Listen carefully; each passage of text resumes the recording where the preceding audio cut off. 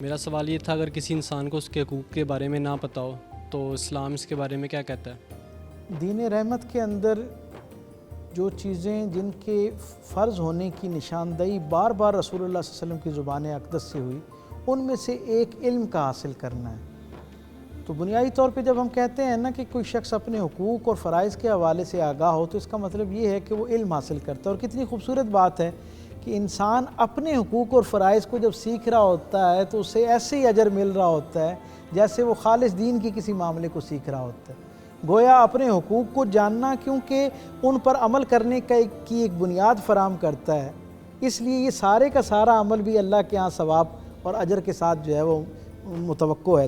ہمیں اپنی زندگیوں میں کوشش کرنی چاہیے کہ جہاں ہم فرائض اور حقوق کے حوالے سے کچھ چیزیں سیکھتے ہیں، وہاں ہمیں فرائض کے حوالے سے بھی آگاہی حاصل کرنی چاہیے۔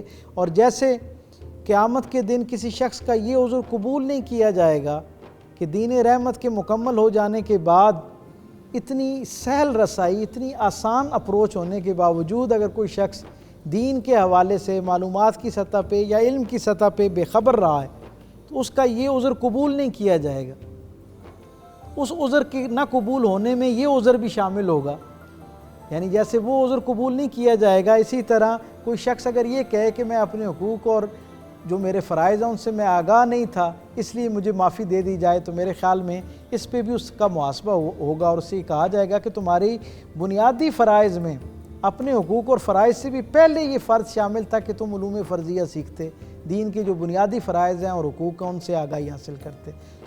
جو لوگ یہ سمجھتے ہیں کہ کیونکہ ان تک اس کا علم نہیں پہنچا اس لیے ان کے لیے آسان ہو جائے گا یہ معاملہ، میں سمجھتا ہوں کہ انہیں کسی درجے پہ بھی اس حوالے سے رعایت نہیں ملنے والی، کیونکہ دین اتنا مکمل، اتنا جامع اور اتنا آسان ہے۔ اس تک پہنچنا، اسے سیکھنا، اس کو جاننا، اس کے لیے صرف ایک جذبے اور تڑپ کی ضرورت ہے۔ اللہ نے اس کے وسائل اور ذرائع اتنے آسان فرما دی کہ کوئی شخص بس صرف ارادہ کرے اور دین اس تک پہنچ جاتا ہے۔ اللہ تعالیٰ آپ کو اور مجھے، ہم سب کو دین کا جو اصل فہم ہے وہ عطا فرمائے، اور جن حقوق اور فرائض کی خوبصورت توازن کے ساتھ منظر کشی دین اسلام کرتا ہوا ہمیں نظر آتا ہے، اس سے اپنی زندگیوں کو منور اور آباد کرنے کی توفیق عطا فرمائے۔ آمین۔ بہت شکریہ ڈاکٹر صاحب۔ اسی کے ساتھ ہی ہمارے آج کے پروگرام کا وقت ختم ہوا چاہتا ہے۔ امید کرتی ہوں کہ ہم آقا کی زندگی سے سبق سیکھتے ہوئے حقوق انسانی کو نبھانا اچھے سے سیکھ چکے ہوں گے۔